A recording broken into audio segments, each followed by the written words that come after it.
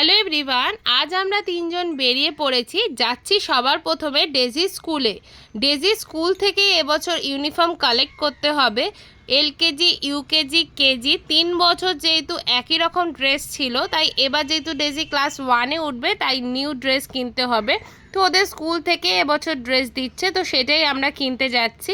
এখানে এসে দুটো করে সেট নিয়ে নিলাম। ডেজির পিটি ড্রেস 2 সেট আর ডেজির ইউনিফর্ম এখন এরকম কালার হয়েছে, তো সেগুলো সব কিছু নিয়ে আমরা চলে এলাম মঙ্গিনিসে। এখান থেকে ডেজি পেস্ট্রি নিয়ে নিল।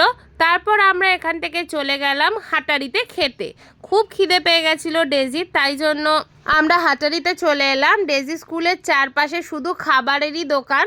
যাই হোক, তো আমরা অর্ডার করে দিলাম আজকে বিরিয়ানি, যেহেতু ডেজি খেয়েছিল বিরিয়ানি খেতে, তো মাটন বিরিয়ানি অর্ডার করেছি আর সাথে ছিল স্যালাড।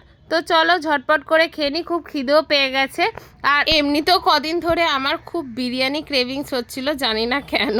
তো যাই হোক, মাটন বিরিয়ানির সাথে বেসিক্যালি আমার কিছুই লাগে না সাইড ডিশ, তবে স্যালাড নিয়েছিলাম যেহেতু মা ছিল। তো যাই হোক, খাবার দাবার খেয়ে নিলাম।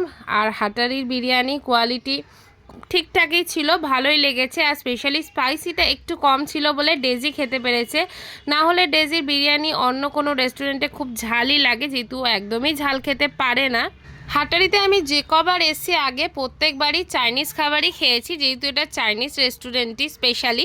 কিন্তু এবার ডেজি বলছিল বিরিয়ানি খাবে, তাই বিরিয়ানি নেওয়া হলো, বাট খেতে ভালোই ছিল। তারপর খাবার দাবার খেয়ে আমরা চলে এলাম স্টাইল বাজারে, সেটাও ডেজি স্কুলের কাছাকাছি। মা ডেজির জন্যই জামা দেখছিল, ঘরে পরার জামাই নেওয়ার ছিল গরমের জন্য।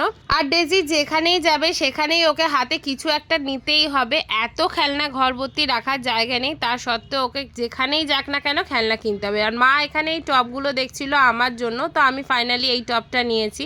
মা সবার জন্যই ঘরের টুকিটাকি জিনিসপত্র কিনেছে, বাড়ি গিয়ে সব তোমাদের সাথে শেয়ার করে দেব। আজ মা নিজের জন্যই কিছু কেনেনি, বাট সবার জন্য কিছু না কিছু কিনেছে। মারা মনে হয় এরকমই হয়, নিজের কথা আর ভাবে না। যাই হোক, আমরা সব কেনাকাটা কমপ্লিট করে এবার বাড়ি চলে যাচ্ছি। বাড়ি এসে দেখি পোগো এত কিউটভাবে শুয়ে আছে। পোগো রাগ করেছে, অনেকক্ষণ আমাদের দেখেনি, তাই জন্য।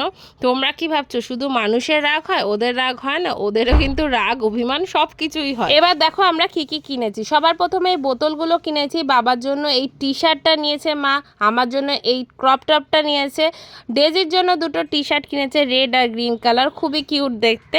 আর এই মা ডেজির জন্য এই শর্টসটা নিয়েছে, আর বাবা আর ভাইয়ের জন্য দুটো প্যান্ট নিয়েছে। আর ডেজি এই কাটাকুটি গেমটা নিয়েছে। আর তোমরা তো দেখলে এই ডল হাউসটা ডেজির পছন্দ হয়েছিল, তো এটা নিয়েছে। তো আজকের দিনটা এভাবেই কাটি। এখনকার মতো টাটা।